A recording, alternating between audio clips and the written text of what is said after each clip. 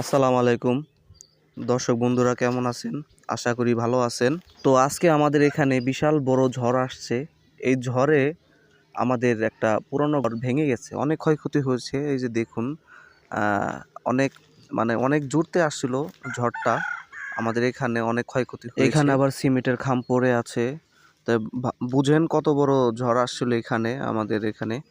তো ঝড়টা আসছিল ভোরবেলায়, আমরা সবাই ঘুমাচ্ছিলাম। সকালে উঠে দেখি যে সবকিছু তছনছ করে ফেলেছে ঝড়টা।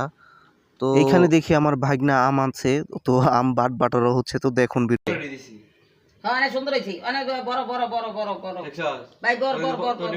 তো এই পাশে ছোট ছেলেটি বলতেছে যে এই ভাগ বাটারা চলবে না, আমি ভাগ বাটারা করব, কিন্তু মানছে না।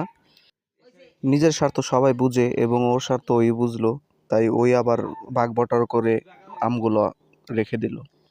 তো এই সাইনবোর্ডটি দেখতে পাচ্ছেন, সাইনবোর্ডটি এটি কিন্তু আমাদের না, আমাদের বাসায় কিস্তি অফিস বসে তাদের।